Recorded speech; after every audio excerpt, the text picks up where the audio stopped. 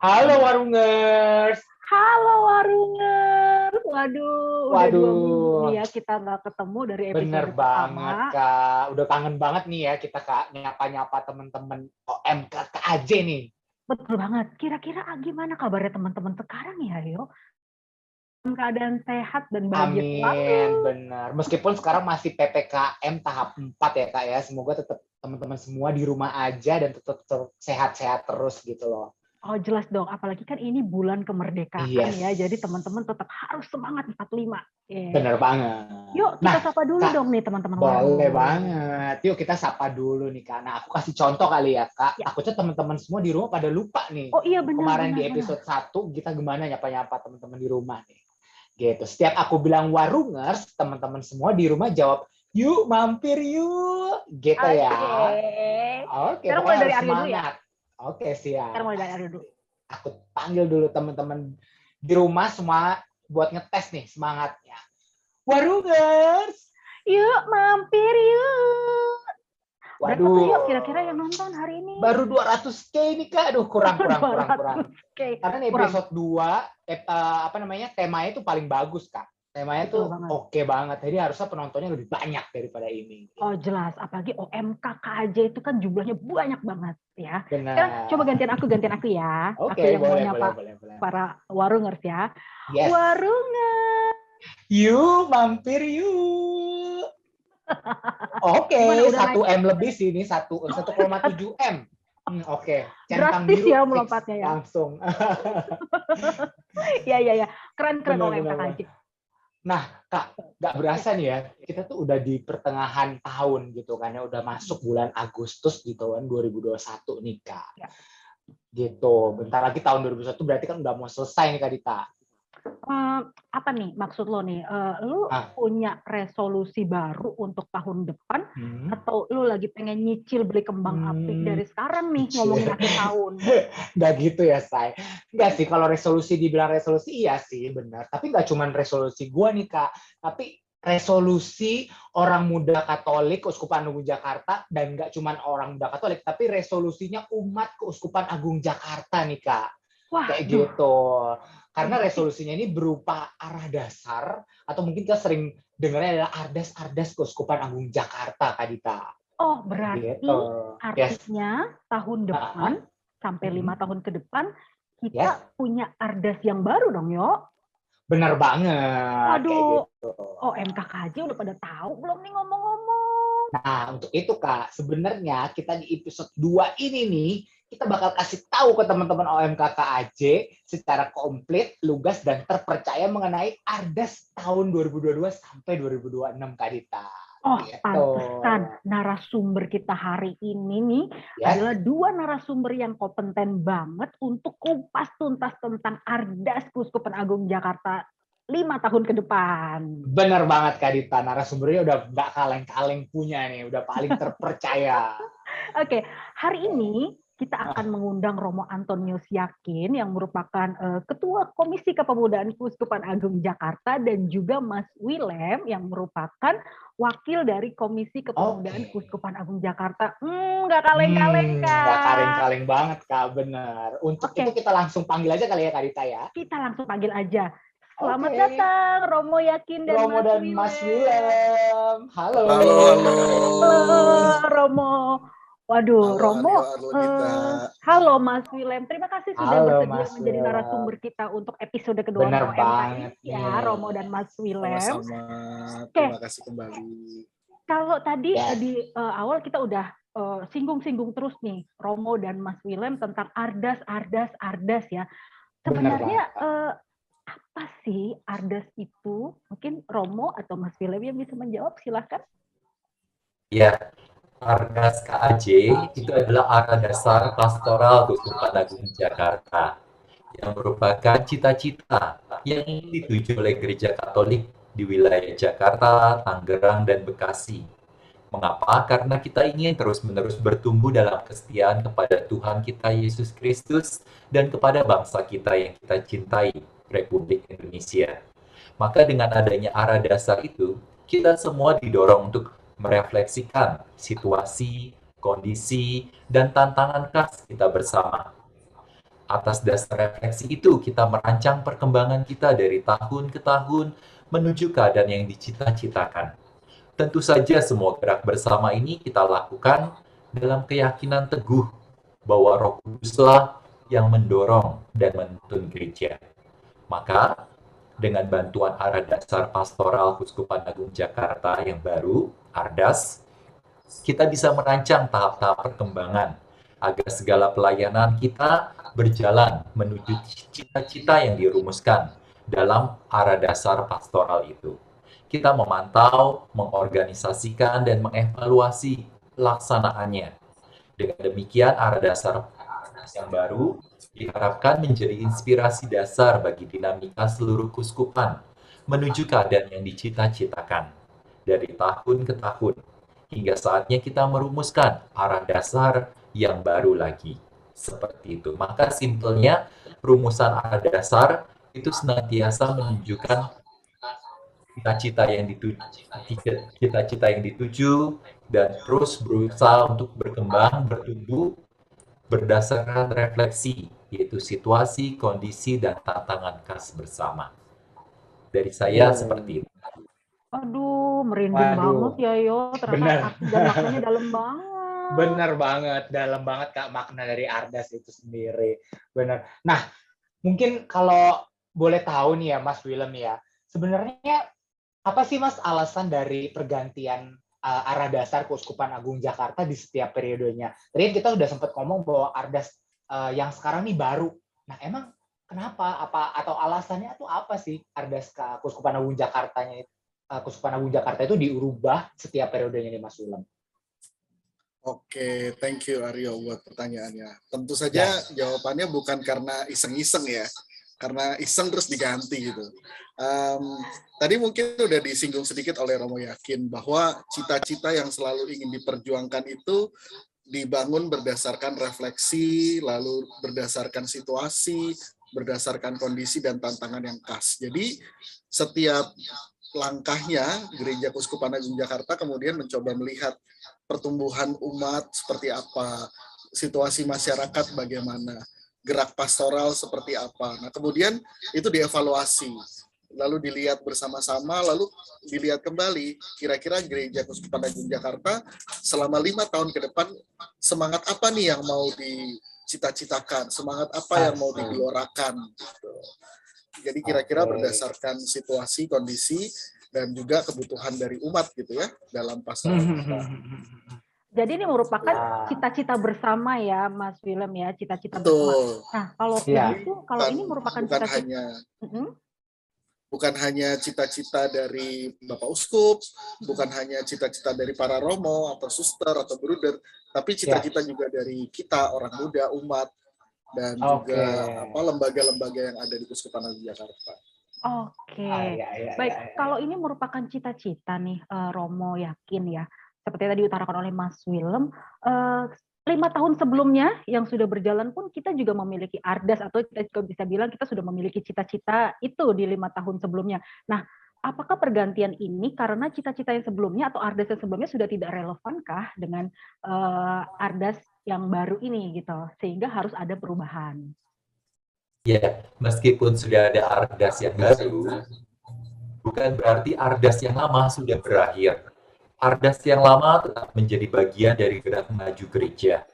Maka ARDAS yang lama senantiasa relevan. Tetapi bagaimana agar relevansi tersebut dapat semakin menjawab kebutuhan zaman, tadi berdasarkan analisa kekuatan, peluang, aspirasi, dan hasil, atau kita sebut biasanya analisa SOAR, kita akhirnya menyesuaikan diri dengan kebutuhan pelayanan umat yang baru, sesuai dengan konteks zaman yang ada, sehingga gereja senantiasa up to date. Maka, ARDAS yang baru merupakan jawaban atau bagaimana gereja merespon perkembangan zaman yang ada. ARDAS yang lama tetap senantiasa relevan, tetapi bagaimana relevansi itu semakin ditambah atau semakin konkret dengan adanya ARDAS yang baru, seperti itu. Oke, benar-benar banget Romo. Nah, Mas Willem nih ya, kan tadi kita udah ngomong kayaknya kita tuh udah punya Ardas dari bisa dibilang udah cukup lama kayak gitu ya Mas Willem ya. Nah kalau boleh kita tahu nih Mas Willem, gimana sih sebenarnya sejarahnya sampai Keuskupan Agung Jakarta tuh memiliki arah dasar seperti itu Mas Willem. Mungkin kalau kita sering dengar dulu dinamakannya sinode kali ya, aku sempat dengar kayak gitu. Nah, boleh nggak sih Mas Willem bisa diceritakan sedikit bagaimana sejarahnya sampai Keuskupan Agung Jakarta tuh memiliki arah dasar seperti itu, Mas? Oke. Pertama kali Gereja Keuskupan Agung Jakarta memiliki Ardas itu di periode 2011 sampai dengan 2015 gitu ya. Itu Ardas yang pertama kali dimiliki. Tetapi sebelum itu bukan berarti kita tidak memiliki pedoman atau panduan gitu ya. Nah, itu yang tadi Aryo sudah sempat menyebutkan, sebelumnya Gereja Keuskupan Agung Jakarta memiliki yang namanya sinode. Sinode pertama itu dilakukan di tahun 1989 sampai 1990, dan itu yang kemudian menjadi pedoman bagi Gereja Keuskupan Agung Jakarta. Setelah itu di tahun 2010, kemudian ada sinode yang kedua, dan setelah itu kemudian di tahun 2011 Keuskupan Agung Jakarta mengeluarkan Ardas yang pertama tahun 2011 sampai 2015.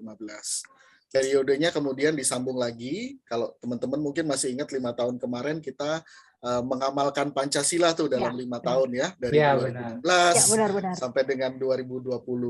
Nah, sebenarnya seharusnya di tahun 2021 ini kita sudah masuk ke periode Ardas yang baru.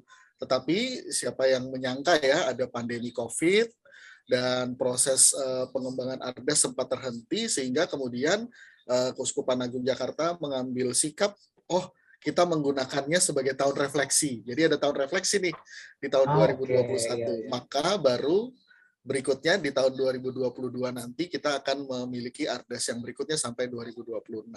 Kira-kira begitu. Oh, berarti sempat ada penundaan karena pandemi ya, Mas Willem ya? Ya. Oke. Aryo, Romo, Mas Willem, kalau dari tadi kita udah ngomongin definisi Ardas itu apa, bahkan sampai sejarahnya kenapa Keuskupan Agung Jakarta itu akhirnya punya Ardas, dan kita pun akan memiliki Ardas yang baru untuk periode 2022 sampai 2026. Nah, Romo, bisa nggak kasih kita bocoran? Ya kalau nggak bocor, banjiran deh ya yang lengkapnya gitu ya. Apa sih isi Ardas atau apa sih Ardas kita tahun 2002 sampai 2006 ke depan? Iya, Ardas KAJ yang baru memang belum dipromulgasikan oleh Bapak Uskup, tetapi garis besarnya mungkin kita bisa mendapatkannya dari rumusan-rumusan yang sudah dipersiapkan oleh tim. Maka bocorannya, cuman bocoran ya, nanti Ardasnya tetap tunggu dari Bapak Uskup. Nah, nanti di Ardas yang baru 2022 sampai 2026, rumusan yang sudah dipersiapkan sejauh ini adalah bagaimana dalam Ardas itu menunjukkan wajah, spiritualitas, cita-cita, strategi, dan harapan. Nanti kita lihat apa sih wajahnya, spiritualitasnya, cita-cita, strategi, dan harapan. Yang pasti ada 8 kata kunci di dalam Ardas yang baru. Kita coba lihat pelan-pelan. Dikatakan, Keuskupan Agung Jakarta adalah kata kunci pertama sebagai wajah yang ingin ditampilkan adalah persekutuan dan gerakan umat Allah. Lalu, spiritualitasnya, kata kunci yang kedua adalah berlandaskan spiritualitas ekaristi. Lalu cita-citanya sebagai poin ketiga, semakin peduli, semakin mengasihi, semakin bersaksi. Poin keempat, masih dalam bagian cita-cita, semakin cinta pada tanah air. Lalu poin kelima, strateginya,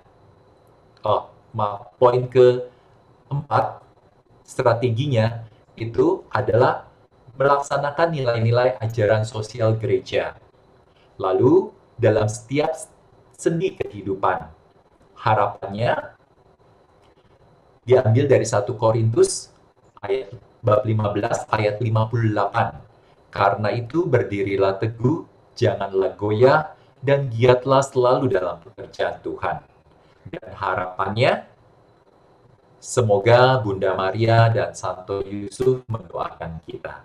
Maka, kalau dibaca keseluruhan, kita bisa mengambil ardas yang baru, itu namanya Keuskupan Agung Jakarta sebagai persekutuan dan gereja umat Allah yang berlandaskan spiritualitas Ekaristi, berjuang untuk saling mengasihi, semakin peduli, dan semakin bersaksi demi cinta pada tanah air, dengan melaksanakan nilai-nilai ajaran sosial gereja dalam setiap sendi kehidupan.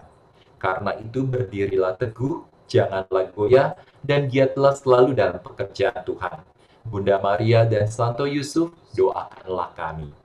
Inilah 8 kalimat kunci yang ada dalam ardas yang baru, yang menunjukkan wajah, spiritualitas, cita-cita, strategi, dan harapan. Dan nanti di tahun yang baru, kita akan menekankan tentang 5 nilai ajaran sosial gereja. Kelima ajaran nilai tersebut dibagi menjadi 5 tahun tema yang ada, yaitu penghormatan terhadap martabat manusia di tahun 2022, kesejahteraan bersama di tahun 2023, solidaritas dan subsidiaritas tahun 2024, kepedulian lebih kepada yang lemah dan miskin di 2025, dan keutuhan alam ciptaan di 2026. Seperti itu. Waduh, jadi memang tiap tahunnya ada tema khusus ya Romo ya, ya. Jadi ini bisa dibilang juga penyeragaman ya, Yok ya, penyeragaman buat orang muda, buat mungkin umat lainnya ya, maksudnya di setiap paroki, di setiap gereja, penyeragaman cita-cita bersama atau apa yang akan dilakukan setiap tahunnya itu berdasarkan tema-tema tersebut.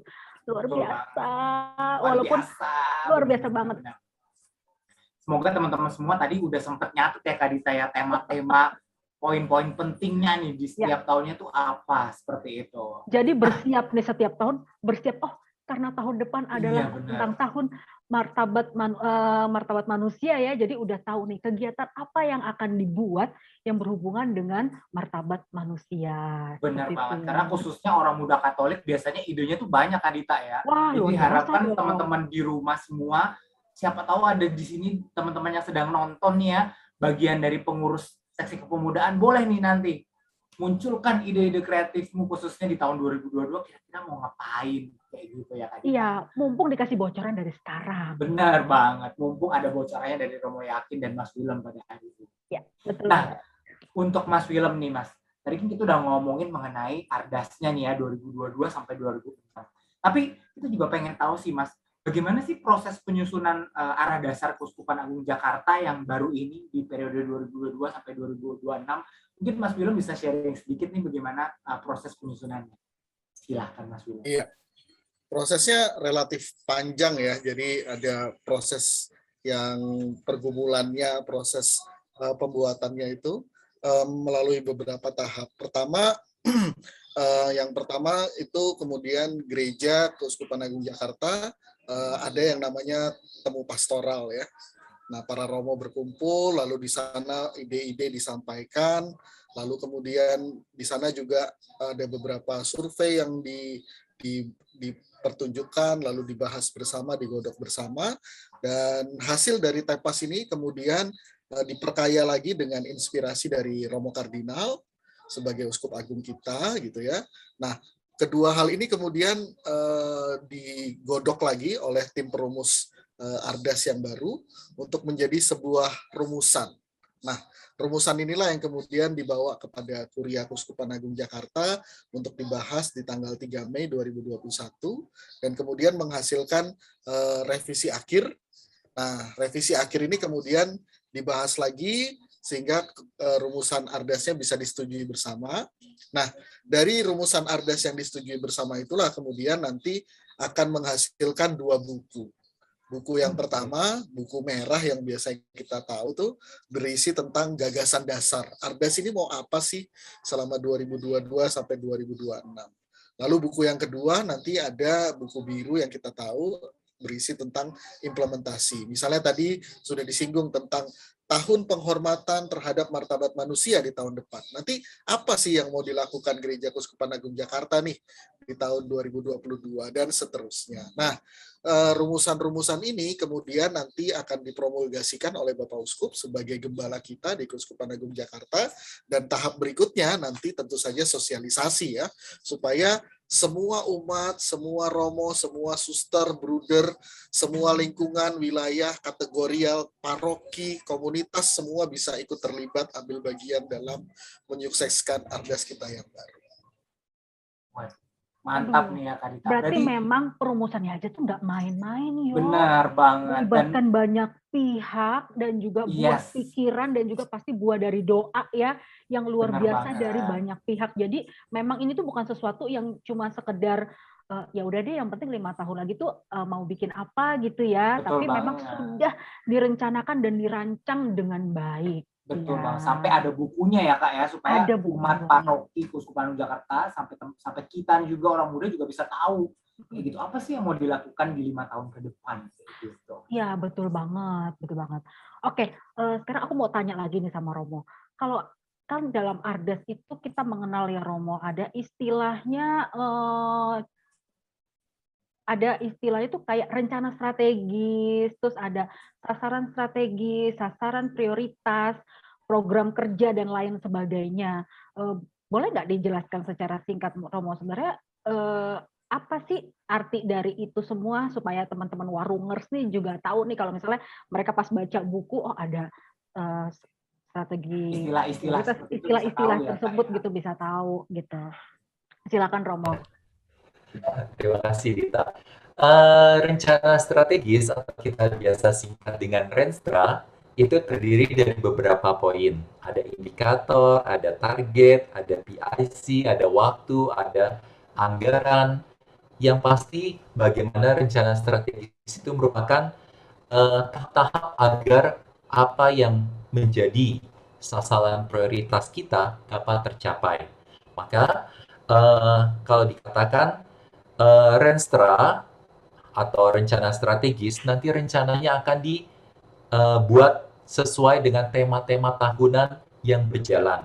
Contohnya tahun depan, tahun 2022, penghormatan terhadap martabat manusia, maka rencana strategisnya adalah bagaimana mensukseskan tahun penghormatan terhadap martabat manusia tersebut. Maka harus ada indikator yang jelas. Indikator itu adalah kualitas hidup yang ingin diraih, diberisi sesuatu yang konkret, tidak abstrak, spesifik, tidak terlalu luas, tetapi sungguh kita tahu apa yang ingin kita sasar, dan pencapaiannya dapat diukur secara kuantitatif. Lalu ada target juga. Target adalah angka yang ditetapkan sebagai ukuran keberhasilan. Jadi kita tahu apakah program yang kita usung ini berhasil atau tidak. Apakah tema yang kita mau sasar sungguh-sungguh berdampak atau tidak. Bisa juga target itu berisi persentase dari suatu keseluruhan dalam gereja ataupun komunitas yang ada. Lalu juga harus ada PIC atau pelaksana yang jelas. Entah tim karya, entah komisi, entah komunitas, seksi, lembaga yang bekerja sama yang menggerakkan yang bergerak bersama untuk mensukseskan Renstra ini. Lalu juga ada waktu, kira-kira perkiraan alokasinya yang akan dilakukan untuk kapan. Seperti itu. Dan juga ada anggarannya. Dan kalau sasaran prioritas adalah dari tiap tema tahunan ada biar ini menjadi gerak bersama, maka ada sasaran prioritas yang kita jalankan bersama-sama. Jadi, entah itu dari komunitas parokial, teritorial, kategorial, atau komunitas-komunitas yang lain di gereja, di Keuskupan Agung Jakarta, menjalankan sasaran prioritas keseluruhan yang diberikan oleh Keuskupan. Sasaran prioritas sendiri nanti ada 5 sasaran prioritas yang akan menjadi fokus pastoral evangelisasi selama 5 tahun ke depan. yaitu kita sebut saja sasaran prioritas itu singkatannya SP. SP1 itu pastoral keluarga, SP2 pendampingan orang muda, SP3 pewartaan dan liturgi, SP4 kaderisasi kerasulan awam, SP5 pelayanan digital.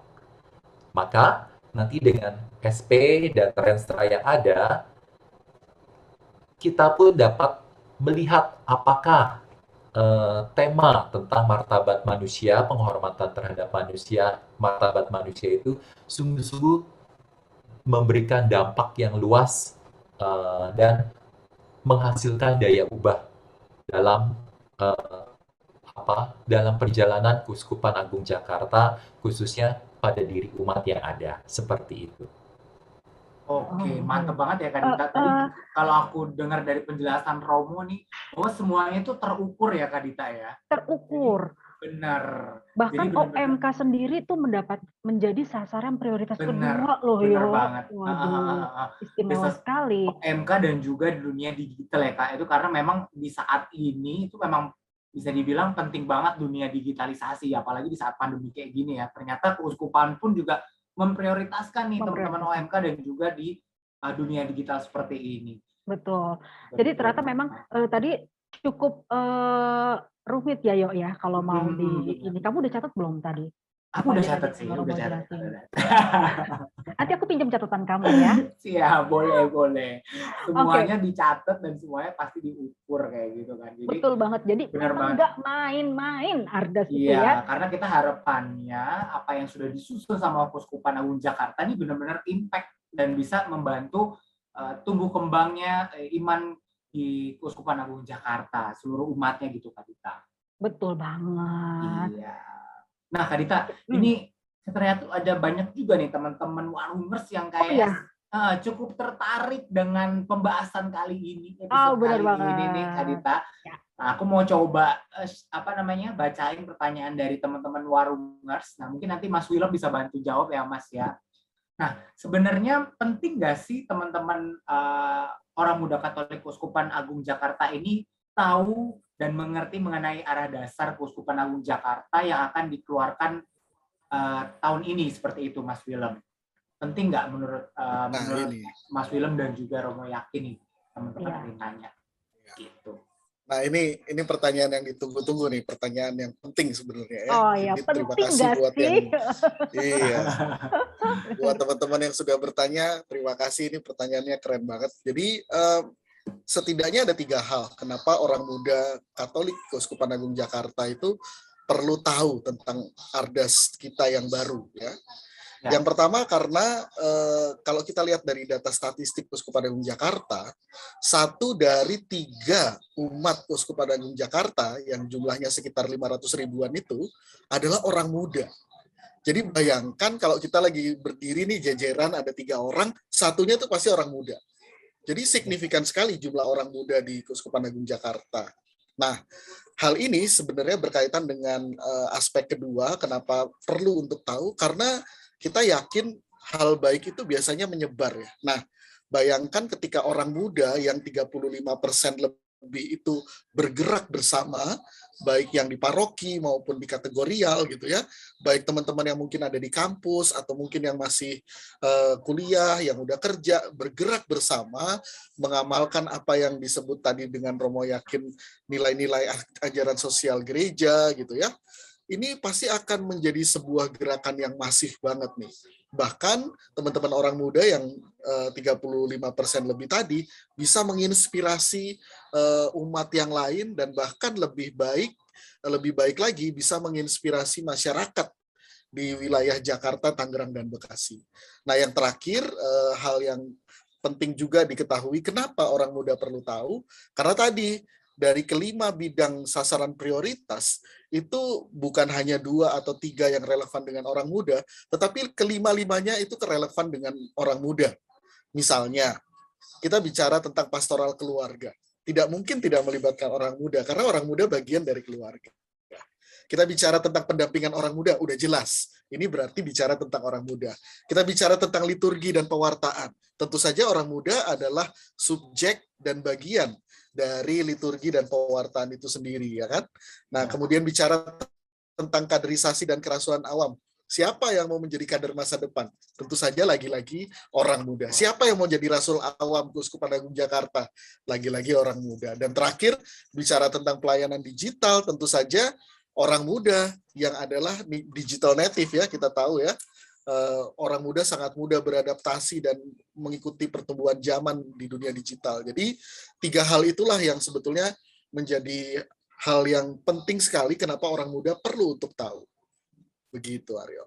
Nah, berarti terjawab ya Benar, teman-teman benar, bahwa benar. kita sebagai orang muda harus tahu karena kita merupakan masa depan gereja. Yang tadi dibilang adalah kaderisasi regenerasinya itu ada di tangan orang muda. Jadi jangan sampai kita ini sebagai orang muda Katolik nih acuh gitu ya, kayak Iya. cuma berat lah yang ngurusin orang tua-tua aja, atau yang ngurusin biar aja lah dewan paroki atau ketua lingkungan aja lah atau ketua wilayah aja. Tapi kita sebagai orang muda juga punya kesadaran untuk oh ya saya harus tahu dan saya harus memahami Ardas supaya saya sebagai orang muda juga bisa meluruskan atau melanjutkan cita-cita dari cita-cita bersama dari keuskupan ini gitu ya. Benar. Mungkin ada istilah Kak, kalau bukan kita siapa lagi gitu Iya kan. dong, kalau bukan kita siapa lagi gitu Benar kan. banget.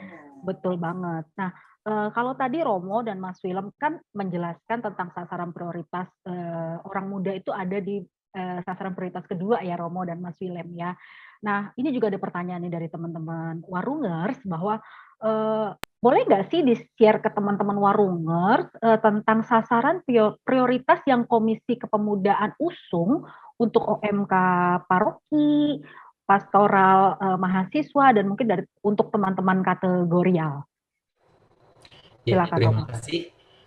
Untuk dari sasaran prioritas sampai ke program karya yang diusung, itu pasti tadi kita mempersiapkan bagaimana rensranya, indikator, target, dan akhirnya sampai kepada program karya yang kita tawarkan.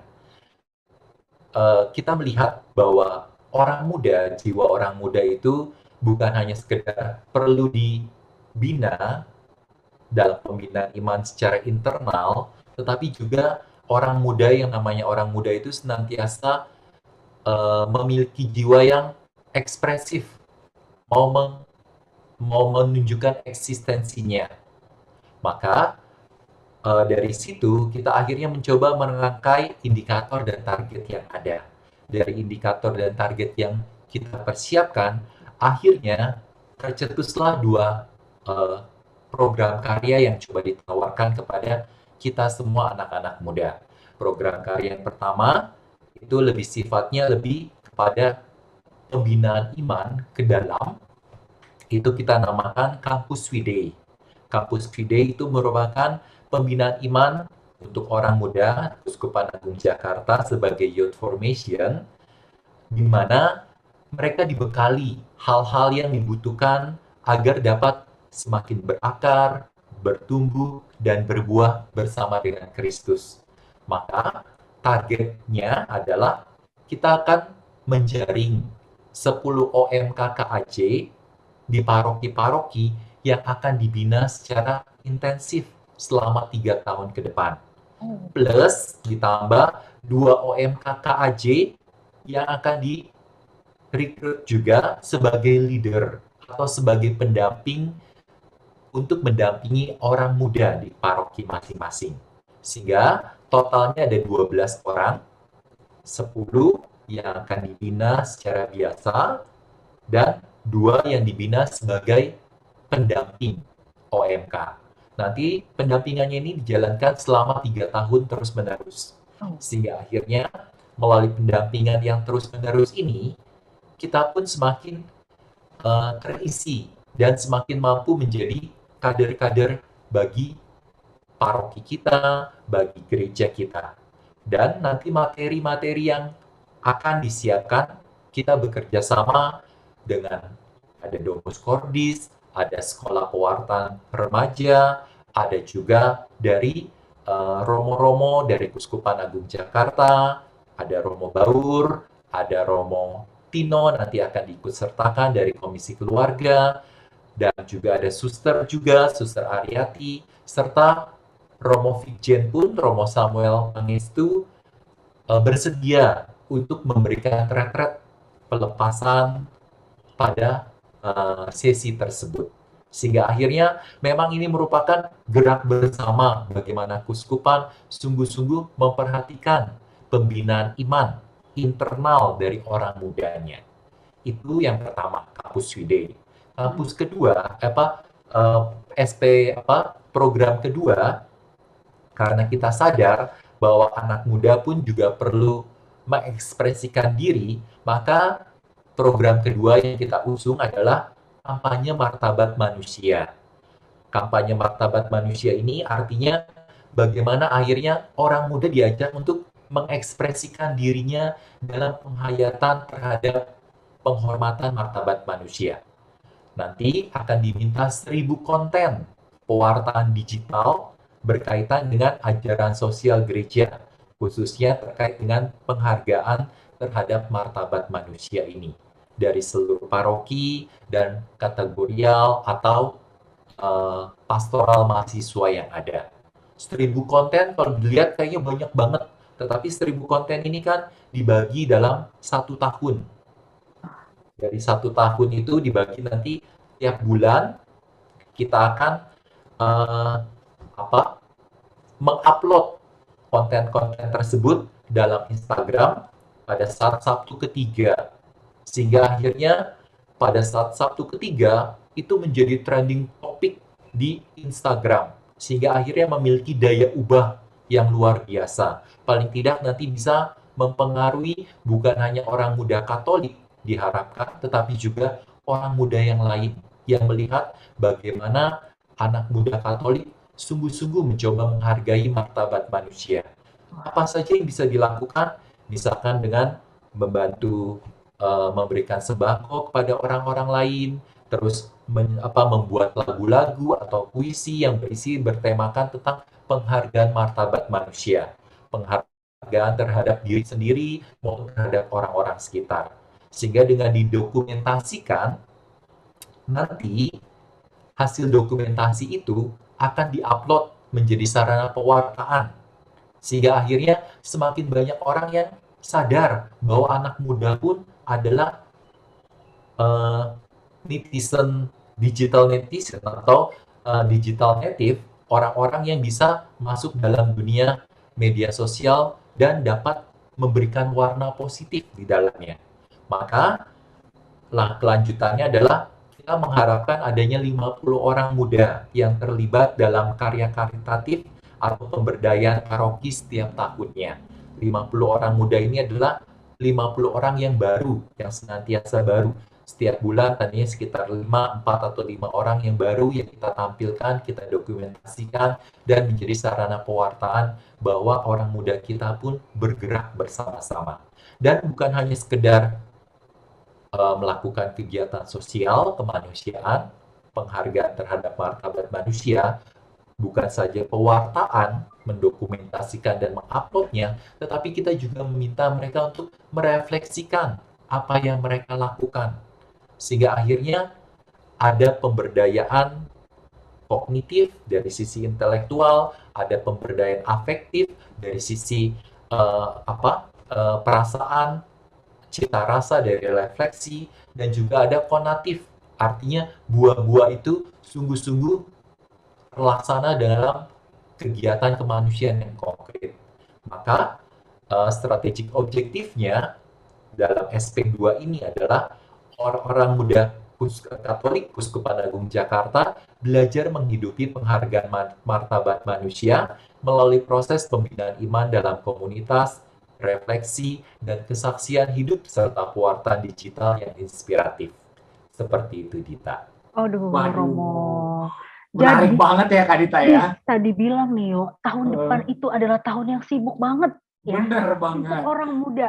Benar banget. Dan tadi yang kalau dibilang masalah konten-konten ya atau banyak hal yang bisa dilakukan oleh selain konten tapi juga direfleksikan ya, itu related banget sama keadaan masyarakat kita sekarang yang sedang menghadapi pandemi.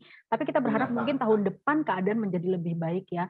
Tapi sangat penting bagi bukan hanya umat kita saja, tapi juga masyarakat secara keseluruhan ya untuk merasa mungkin terhibur atau tertolong dengan melalui konten-konten ya atau melalui tindakan-tindakan nyata. Makanya tahun depan itu tepat sekali kalau temanya adalah penghargaan terhadap martabat manusia. Karena memang di masa pandemi ini orang seperti sudah sangat terpuruk ya, baik secara fisik, mental seperti itu. Jadi perlu dibangkitkan kembali dan kita sebagai orang muda tuh terpanggil ya untuk melakukan itu semua. Bahkan tadi sudah dijelaskan panjang lebar sama Romo Yakin, apa sih yang orang muda Katolik bisa lakukan di tahun depan. Benar. Waduh, sampai merinding loh tadi dengernya. Jadi nggak ada kata bahwa, aduh kayaknya jangan gue deh, atau kayaknya lo aja, tapi semuanya ini harus terlibat ya Kak ya, karena memang targetnya keuskupan ada 1000 konten dan gitu kan, dan itu sebenarnya is too easy untuk melakukan itu Kak, dengan cara kita membuat konten, apalagi kan sekarang teman-teman OMK udah bisa dibilang tiap hari ada konten. Nah, konten ini harus lebih bermakna gitu kan ya, supaya teman-teman, supaya apa yang di-share sama teman-teman di media sosial itu bisa impact nih buat teman-teman yang lainnya. Bener banget kata Romo bahwa harapannya orang muda yang lain bisa melihat nih bahwa oh, orang muda Katolik ternyata mantep nih ya. Ya, apa yang mereka share di media sosial itu ternyata punya impact yang besar untuk orang muda lainnya, gitu Kak Dita. Jadi bisa dibilang OMK bantu OMK ya, Yo. OMK kalau bantu sekarang kan OMK. warga Bener bantu banget. warga, jadi ini kita bisa jadikan OMK bantu OMK. Bener banget. Keren banget. Aduh. Jadi nggak sabar. Benar. Dan benar, tadi juga ada Kak satu program yang sempat Romo Yakin share juga mengenai Kampus Vide. Jadi buat teman-teman nih yang memang kira-kira pengen nanti ikutan ya kan, tolong dipersiapkan, pantengin terus, nanti pasti akan di-share ya di IG-nya Komkep KAJ. Bener informasinya banget. lengkap banget Lengkap di IG Komkep KAJ. Karena kita mau supaya kita nggak cuma nusun adas, tapi kita ingin mempersiapkan benar-benar siapa sih orang muda Katolik yang memiliki talent-talent, karena kalau bisa dibilang orang muda Katolik semuanya punya talenta yang baik dari Tuhan gitu kan. Cuma kita akan memilih nih kader-kader terbaik untuk menjadi penggerak di parokinya dengan Kampus Vide tadi Kak. Betul. Mungkin kalau 2 tahun ini kita terkurung oleh pandemi, tahun depan saatnya kita membebaskan diri kita untuk lebih aktif lagi dalam pelayanan ya. Oke, masih ada pertanyaan lagi nggak, Yo? Masih nih. Nah, Masih ini pertanyaan terakhir nih Kak Dita nih ya. Ternyata teman-teman dari Warungers ya. Benar-benar antusias banget nih untuk episode 2 kali ini nih. Pertanyaan terakhir mungkin Mas William bisa bantu jawab ya Mas ya. Sebenarnya apa sih yang bisa teman-teman Warungers di rumah tuh lakukan supaya Ardas Keuskupan Agung Jakarta 2022 sampai 2026 ini bisa menjadi gerakan bersama nih Mas? Waduh, pertanyaannya cukup berat, tapi ini yang related gitu yang bisa teman-teman lakukan. Gitu. Oke, supaya menjadi sebuah gerakan bersama, tentu satu kata yang bisa dilakukan oleh teman-teman orang muda ya, terlibat. Nah, itu tadi Aryo sama Mbak Dita tadi sebenarnya udah nyinggung ya. Jadi buat teman-teman orang muda Keuskupan Agung Jakarta, mari terlibat nih dalam Ardas Keuskupan Agung Jakarta 5 tahun ke depan. Buat teman-teman yang mungkin merasa peduli dengan parokinya, bisa tuh langsung mendaftar nanti ya, mungkin booking dari sekarang ke pasar parokinya, karena tadi yang disampaikan Romo Yakin, Kampus Vide itu targetnya 10 orang plus 2 orang dari setiap paroki. Jadi bukan sekeuskupan ya, jadi silakan booking dari sekarang nih ke Romo Paroki. Romo, saya mau nih jadi penggerak paroki. Romo, saya mau nih jadi pendamping di paroki gitu ya. Nah, ngomong dari sekarang biar nanti pasar parokinya tinggal mendaftarkan tuh pada saat Kampus Vide dibuka. Buat teman-teman yang juga tertarik dengan media sosial, dengan konten digital, bisa juga tuh terlibat dalam kampanye penghargaan terhadap martabat manusia ya.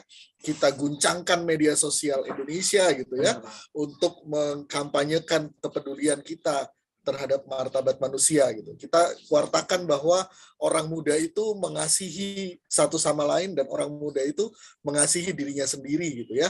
Karena seperti kata Yesus kan, kasihilah sama manusia seperti dirimu sendiri. Maka kita harus mengasihi diri kita juga gitu. Kita harus mengingat bahwa kita adalah pribadi yang dihargai, maka kita juga dikasihi, dan oleh karena itu kita juga mengasihi orang lain. Jadi slogan yang tadi disampaikan oleh Aryo dengan Mbak Dita tuh keren banget tuh ya. Bisa jadi slogan di tahun depan tuh. OMK bantu OMK, bahkan juga OMK bantu umat, bahkan juga OMK bantu Jakarta atau OMK bantu Indonesia. Jadi kata kuncinya lagi-lagi satu, terlibat. Ayo terlibat. Orang muda Jakarta harus terlibat. Waduh, mantap nih. Waduh. Aryo, teman-teman inget ya, 12 orang satu paroki loh. Itu adalah kesempatan yang luar biasa ya. Kalau 12 orang satu paroki itu istilahnya kecil lah ya, Yo ya. Gitu maksudnya cepet-cepetan siapa yang mau mendaftarkan gitu. Jadi catat dari sekarang, ambil ancang-ancang ketika pendaftaran itu dibuka, langsung aja mendaftar, nggak usah pikir panjang. Segala sesuatu yang terjadi memang sudah jalan yang Tuhan kasih gitu ya.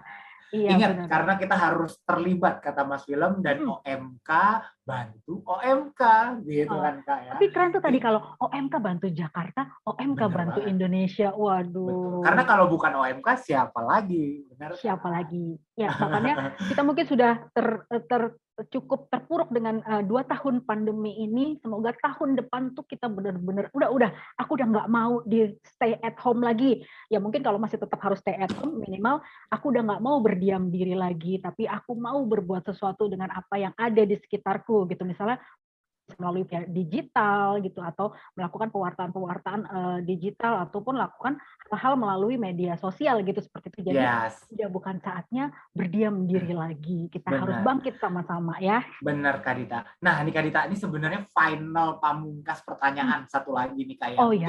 Sebenarnya harapan dari Romo Yakin dan juga harapan dari Mas Willem untuk orang muda Katolik Keuskupan Agung Jakarta itu seperti apa? Seperti itu Romo. Silakan Romo. Terima kasih Aryo. Selama ini kita bersama dengan tim perumus mencoba merumuskan arah dasar Keuskupan Agung Jakarta 2022 sampai 2026. Terus kita berjibaku untuk menyusun SP, khususnya sasaran prioritas yang kedua, terkait dengan pendampingan orang muda, dan akhirnya melalui indikator, target, dan akhirnya kita mendapatkan program karya yang kita usung, Prokaritas, program karya prioritas, yaitu Kampus Fide dan kampanye terhadap penghargaan martabat manusia. Kita coba godok, kita coba kita olah bersama dengan sebaik-baiknya, tetapi akhirnya apakah program ini Ardas ini atau SP2 ini berhasil atau tidak bukan lagi pada diri kami, Komisi Kepemudaan Keuskupan Agung Jakarta, tetapi justru pada diri teman-teman sekalian. Artinya tadi kata kunci terlibat itu menjadi hal yang paling penting. Percuma kita membuat program, merancang program yang luar biasa bagusnya, kalau teman-teman sendiri tidak mau bergerak bersama. Maka nanti saya mengajak teman-teman muda, orang muda Keuskupan Agung Jakarta juga bergerak bersama. Bukan hanya mensukseskan sasaran prioritas yang kedua, 2 program yang kita usung ini, tetapi juga bagaimana mensukseskan Ardas Keuskupan Agung Jakarta keseluruhannya terkait khususnya tahun 2022, penghormatan terhadap martabat manusia. Sehingga akhirnya program ini bukan hanya berhenti sebagai program, tetapi sungguh-sungguh dengan gerak bersama ini, gerak maju bersama, kita pun akhirnya pelan-pelan berakar, bertumbuh dan berkembang, berbuah dan menghasilkan buah yang nyata. Ada perubahan-perubahan yang nyata pada diri orang-orang muda kita, pada diri keluarga kita, pada diri kota kita, Jakarta, Tangerang, Bekasi, maupun juga pada diri negara kita, Indonesia. Ini sudah saatnya kita sebagai orang muda, bukan generasi masa depan gereja saja, tetapi tanpa orang muda tidak pernah ada gereja Indonesia. Gereja Indonesia tidak pernah lengkap tanpa kehadiran orang muda. Sudah saatnya orang muda memberikan sumbangsinya, memberikan dampak positif yang bisa diberikan bagi gereja maupun nusa dan bangsa. Itu harapan dari saya. Mungkin dari William bisa menambahkan. Terima kasih. Silakan Mas William. Iya, terima kasih Romo, Mbak Dita. Melanjutkan kata terlibat tadi ya, melanjutkan kata kunci terlibat. Kalau kita ingat beberapa tahun lalu, Paus Fransiskus sempat mengeluarkan seruan apostolik Kristus Vivit, gitu ya, Kristus hidup. Nah, satu hal yang penting dari seruan apostolik itu, Paus mengharapkan agar orang muda itu menjadi pelaku utama. Jadi orang muda itu menjadi aktor utama dalam gereja, bukan aktor sampingan, bukan aktor tukang angkat-ngangkat, tapi pelaku utama. Maka kembali dengan kata terlibat tadi, kita sebagai orang muda, ayo kita menunjukkan eksistensi kita terlibat dalam kegiatan-kegiatan di Ardas tahun depan, dan seterusnya, kita menjadi aktor utama untuk melihat kanan kiri kita siapa yang membutuhkan, siapa yang perlu dicari, siapa yang perlu ditemukan. Kita melakukan misi besar untuk mencari dan menemukan yang hilang. Mungkin teman-teman di kanan kiri kita yang misalnya masih belum terlayani oleh pastoral gereja, ayo kita dorong supaya bisa dilibatkan. Buat mereka yang misalnya teman-teman perantau gitu ya, yang mungkin masih segan ke gereja, terlibat komunitas, ayo kita ajak. Buat teman-teman yang mungkin punya keterbatasan-keterbatasan, ayo kita bantu. Nah, itu kita bisa membantu tidak hanya Gereja Keuskupan Agung Jakarta, tapi kita juga bisa ikut dalam menyukseskan apa yang diimpikan oleh Paus Fransiskus ya, supaya orang muda menjadi pelaku utama dalam gereja, yang mau keluar, mau melayani, mau berkontribusi. Begitu. Mantap sekali. Aduh, mantep banget. Aduh, Aryo, aku tuh rasanya hari ini full banget ya. Kayak tadi sebelum untuk acara Warung OMK episode kedua ini kayaknya masih blank kosong. Aduh, Ardas tuh apa, ini apa. Yes, tapi kayaknya benar. hari ini tuh hati, jiwa, dan raga aku tuh full banget ya. Full of joy pastinya. Semangat banget gitu ya. Dan semoga kita bisa memenuhi harapan yang seperti disampaikan oleh Romo Yakin dan Mas William tadi, yang harapannya bagus-bagus banget bahwa OMK harus terlibat, harus menjadi aktor utama ya. Jangan mau cuma jadi bagian jaga parkir sama bagian angkat-angkat ya, atau cadangan. Betul, harus jadi pelaku utama ya teman-teman semua di rumah nih, Warungers.